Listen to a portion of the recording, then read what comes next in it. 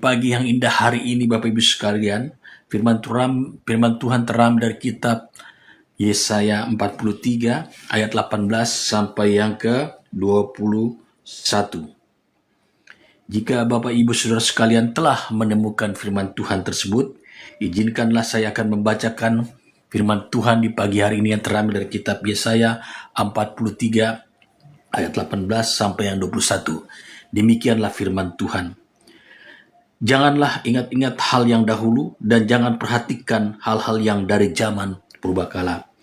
Lihatlah, aku hendak membuat sesuatu yang baru, yang sekarang sudah tumbuh. Belumkah kamu mengetahuinya? Ya, aku hendak membuat jalan di padang gurun dan sungai-sungai di padang belantara. Binatang hutan akan memuliakan aku, serigala dan burung unta, sebab aku telah membuat air memancar di padang gurun dan sungai-sungai di padang belantara untuk memberi minum umat pilihanku, umat yang telah kubentuk bagiku, akan memberitakan kemasyhuranku. Amin. Berbahagialah orang yang merenungkan firman Tuhan serta melakukannya. Di pagi yang indah ini kita renungkan dalam Yesaya 43:18 dikatakan begini, Bapak Ibu Saudara sekalian, janganlah ingat-ingat hal yang dahulu dan jangan perhatikan hal yang dari zaman purbakala. Demikianlah firman Tuhan yang disampaikan oleh Nabi Yesaya kepada umat Israel, bangsa pilihannya. Begitu mereka terlalu mengingat-ingat masa lalu, seolah-olah mereka tuh lebih senang di Mesir.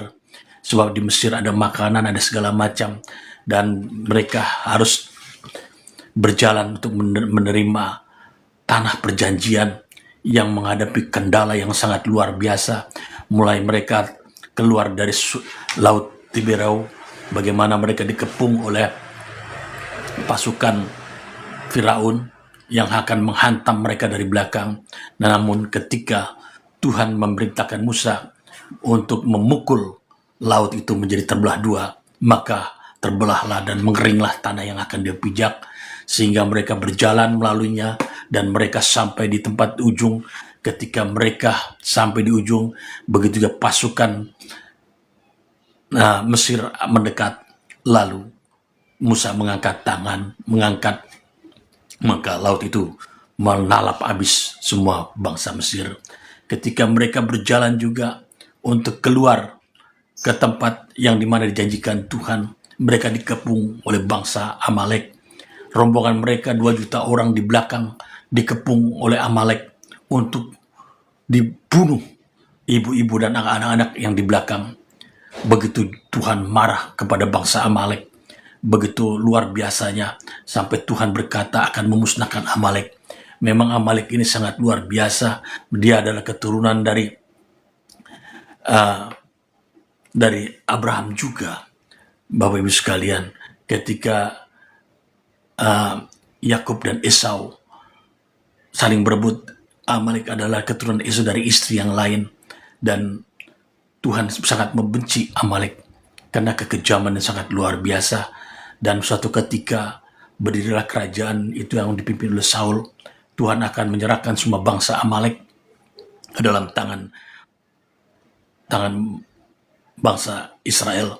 Tetapi namun sayang, Saul tidak membunuh Agab serajanya, dan bahkan kambing dombanya pun dibawa.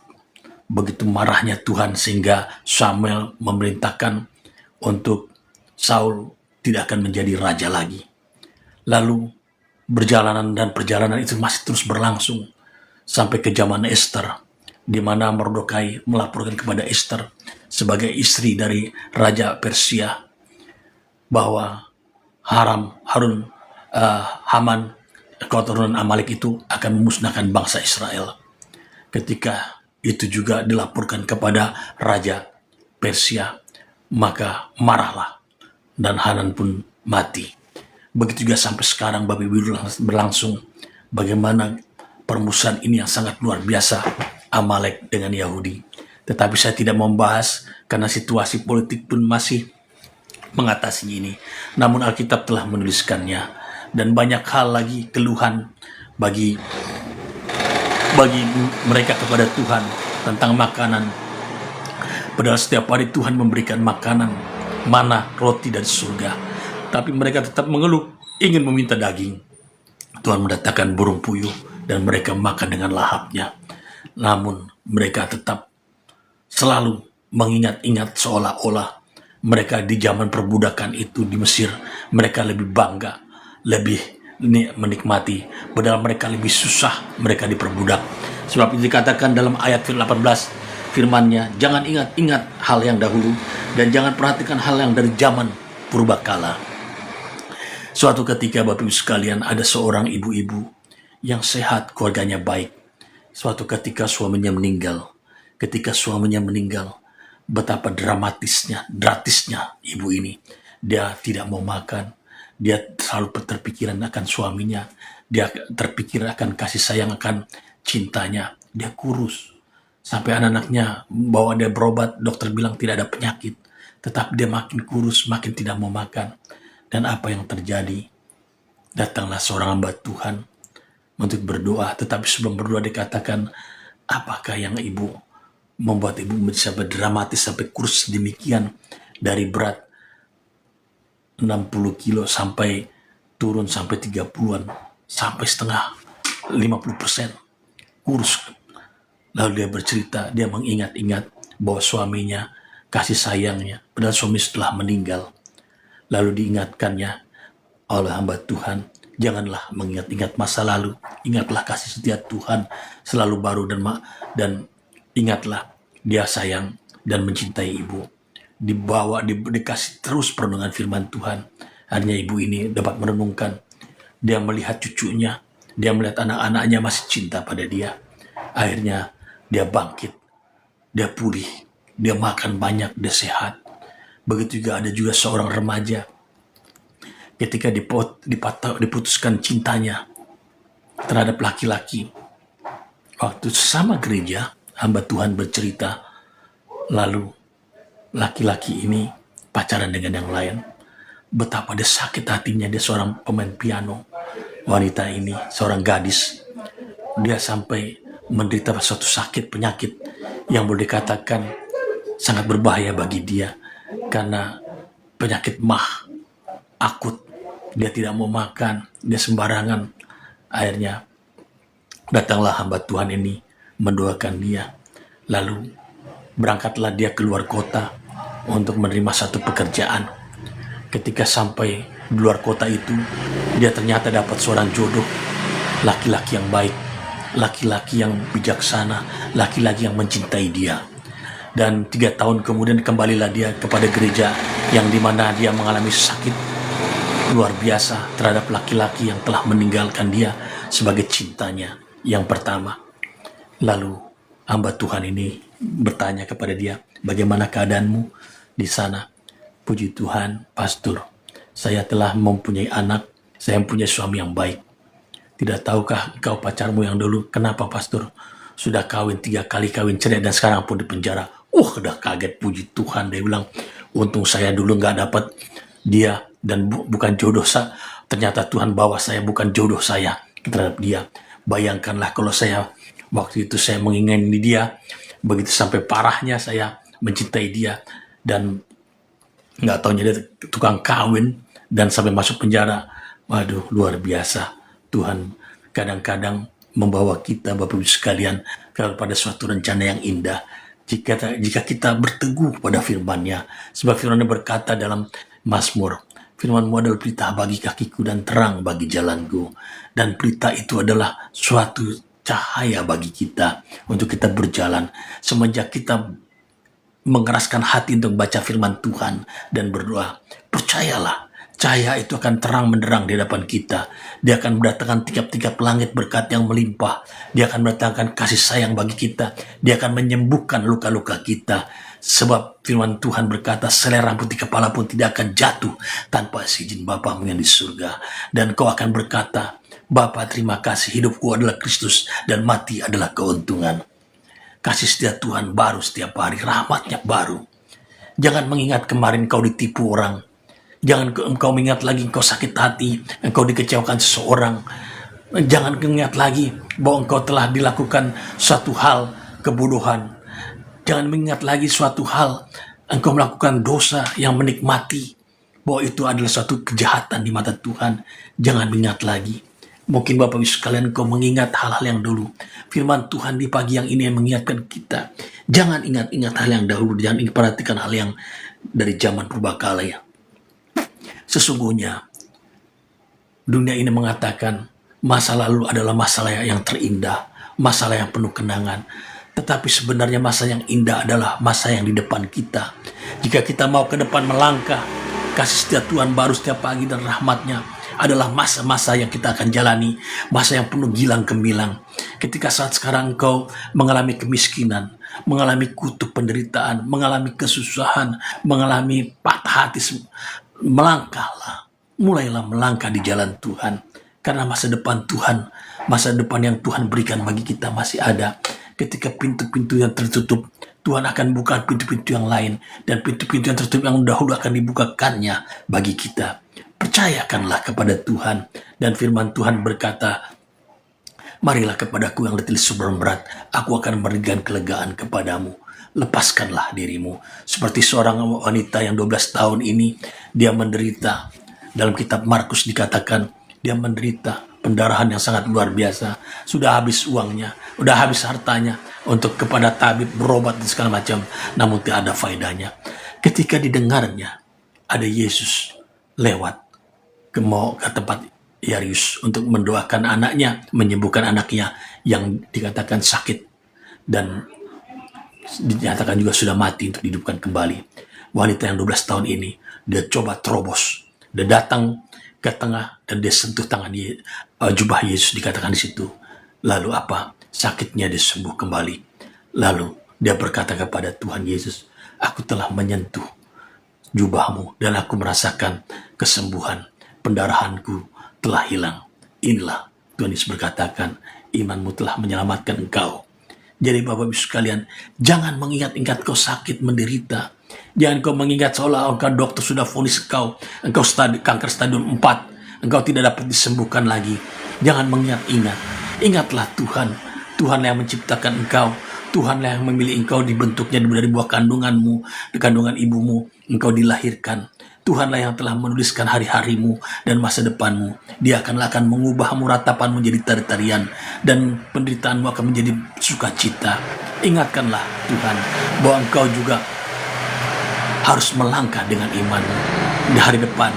Jangan mengingat masa lalu. Jangan mengingat kau dikecewakan orang. Lupakanlah. Berbelas kasihanlah, ampunilah dia telah melukai hatimu, telah membohongimu, mengecewakan engkau, menyakiti hatimu. Lupakanlah supaya hidupmu tidak ada tekanan, tidak ada pikiran-pikiran yang dihinggapi oleh musuh, kuasa kegelapan yang untuk membastis pikiranmu. Tetapi lepaskanlah dirimu seperti rusa yang merindukan sungai yang berair. Demikianlah Tuhan akan menyegarkan hatimu, menyegarkan tubuhmu. Apakah engkau hari ini engkau mengalami sakit penderitaan yang luar biasa? Datanglah kepada Tuhan, letakkanlah sakit itu kepada Tuhan, dan berkatalah, firman-Mu berkata dalam Yesaya 53 ayat 5, oleh bibir-bibir aku telah disembuhkan. Engkaulah Tuhan yang mencelikan orang buta melihat, timpang berjalan, orang lumpuh dapat disembuhkan, bahkan orang mati pun dibangkitkan. Dan firman berkata dalam Ibrani 13:8, bahwa Yesus tetap sama dulu, sekarang, dan sampai selama-lamanya. Mintalah akan diberi, ketuk pintu akan dibukakan, carilah akan mendapatkan. Ketika engkau mengalami keuangan ekonomi, rezekimu yang mampet, usahamu yang begitu sia-sia, katakanlah kepada Tuhan. Firman-Mu dalam Filipi 4 ayat 19 mengatakan, Allahku akan memenuhi keperluanku menurut kekayaan dan kemuliaannya. Dan nyatakan dalam Mazmur 23, Tuhan adalah gembaraku, aku tidak akan berkekurangan. Tuhan akan menyediakan makananku setiap harinya yang bergizi dan sehat bagi tubuhku. Tuhan akan menjaga kesehatanku. Tuhan akan memulihkan kalau aku sakit dan aku disembuhkan. Tuhan akan menyediakan hidangan bagiku, makanan yang melimpah. Tuhan akan berikan rezeki. Tuhan akan membuat rekeningku pundi-pundi yang melimpah ruah. Tuhan akan berikan terobosan hikmat pewahyuan. Nyatakanlah itu. Ketika kau menyatakan itu, surga akan bergeser melihat. Karena apa? Karena perkataanmu mengklaim firman Tuhan. Sebab firman Tuhan adalah dari Tuhan sendiri. Ketika engkau mengklaim firman-Nya, percayalah. Percayalah. Ketika engkau mengklaim firman Tuhan, surga akan bergerak kepadamu. Seperti Musa dihadapkan di belakang pasukan Firaun, di depan Laut Tiberu. Dia hanya bisa berkata, firman-Mu berkata, Tuhan, maka aku berkata untuk laut ini terbelah dengan tongkatnya. Ketika dipukul sesuai perintah Tuhan, pukullah laut itu, maka terbelah. Maukah kita menyatakan firman Tuhan? Jangan kita renungkan saja, tetapi tidak kita koreksi untuk kita keluarkan firman Tuhan dalam hati kita. Bapa, Engkau mengatakan firman-Mu, Engkau akan membawa kami menjadi kepala dan bukan ekor. Engkau akan mendatangkan berkat-berkat tingkap-tingkap langit bagi kami. Engkau akan mencurahkan berkat keluarga kami dan rumah tangga kami. Engkau akan memberikan berkat kepada adonan makanan kami. Engkau memberikan kami kasih sayang yang melimpah. Dan Engkau akan menjauhkan kami dari mara bahaya, menjauhkan kami dari segala yang jahat, melepaskan kami dari segala pencobaan, mendatangkan berkat yang melimpah bagi kehidupan kami. Nyatakanlah firman Tuhan. Nyatakanlah. Ketika Kau menyatakan di pagi hari ini, dan itu menjadi remah bagimu, dan itulah benih yang luar biasa. Percayalah, apa yang tidak mustahil bagi Tuhan, Tuhan akan datangkan suatu mukjizat berkat yang melimpah. Engkau akan berhasil dibuatnya, engkau akan dibuatnya beruntung, engkau tidak akan dibuat susah lagi. Ketika engkau mengingat bahwa Tuhan itu baik, jangan mengingat masa lalu, jangan mengingat engkau kecewa, jangan mengingat bahwa engkau mempunyai penyakit yang mematikan di tubuhmu. Jangan mengingat-ingat itu lagi. Ingatlah, Tuhan akan belas kasihan, Tuhan akan datang kepadamu, Tuhan akan menyertaimu. Seperti dalam kitab Keluaran 14:14 dikatakan, Allahmu akan berperang kepadamu. Engkau hanya cukup berdiam diri saja, Allahmu akan berperang kepadamu. Nyatakanlah dalam hati dan pikiranmu. Renungkanlah firman Tuhan setiap hari. Hal-hal inilah yang Yesaya mengatakan, dikatakan ayat 18, janganlah ingat-ingat yang dahulu. Lalu 19, lihatlah aku hendak membuat sesuatu yang baru, yang sedang tumbuh. Belumkah kamu mengetahuinya? Ya, aku hendak membuat jalan di padang gurun dan sungai-sungai di belantara. Tuhan akan membuat terobosan-terobosan kepadamu ketika engkau tidak dapat pekerjaan. Ketika engkau merenungkan firman Tuhan dan percaya kepada Tuhan dan menyatakan, hari ini Tuhan akan membukakan tingkap-tingkap langit. Tiba-tiba saja orang meneleponmu, dan tiba-tiba saja mengajakkan kau bekerja dan menghasilkan pekerjaan yang baik, dan kau disebut orang yang beruntung. Suatu ketika hamba Tuhan bercerita, datanglah seorang yang punya hutang. Hamba Tuhan ini luar biasa. Dia bercerita, dia punya hutang $10 juta di Amerika. Lalu bagaimana bisa dia tebus? Dia bingung, datang kepada hamba Tuhan dengan keluh kesah demikian. Lalu hamba Tuhan ini berkata, dibilang oleh Roh Kudus bahwa dia dulu waktu kaya susah memberi. Lalu dia berkata, maukah engkau memberi persembahan kepada Tuhan atau kepada orang lain yang mereka membutuhkan sebesar $5 saja? Karena $5 bagi dia nggak ada artinya, karena dia biasa jutaan dolar kok. Utang dia $10 juta. Baik, dia ingat pesan itu. Mulailah dia imanin. Dia tabur benih itu $5. Setahun kemudian datanglah kepada hamba Tuhan. Dia bercerita bahwa Tuhan memberikan terobosan-terobosan $10 juta lunas. Itulah suatu kesaksian ketika kita mau datang kepada Tuhan, berani menyatakan iman dan berani melangkah kepada iman. Suatu hal bergerak kepada kita dan suatu hal yang memberkati kita datang. Amin. Mari Bapak Ibu sekalian, kita akan berdoa. Bapa dalam surga, demikianlah firman-Mu di pagi hari ini dalam kitab Yesaya, bahwa menyatakan jangan ingat-ingat masa lalu, bahwa masa depan kami ada. Sebab itu Bapa dalam surga, berikan kami pengurapan hikmat, pewahyuan, kasih setia, supaya kami berjalan selalu bersama Engkau. Tuntunlah kami setiap langkah kehidupan kami, bawa kami pada rumput yang hijau mata dan tenang, segarkanlah jiwa kami. Dan pagi hari ini Bapa dalam surga, firman berkata, kami tidak akan berkekurangan, Engkaulah gembala kami. Kami selalu disediakan makanan kami yang sehat dan bergizi bagi tubuh kami. Engkau menjaga kesehatan kami, menjauhkan kami dari segala penyakit sampar, penyakit menular. Walau 10.000 rebah sebelah kanan, sebelah rebah sebelah kiri, itu tidak akan menimpa kami. Tuhan akan menjaga kami, bahkan malaikat Tuhan melindungi kami, menjaga rumah kami.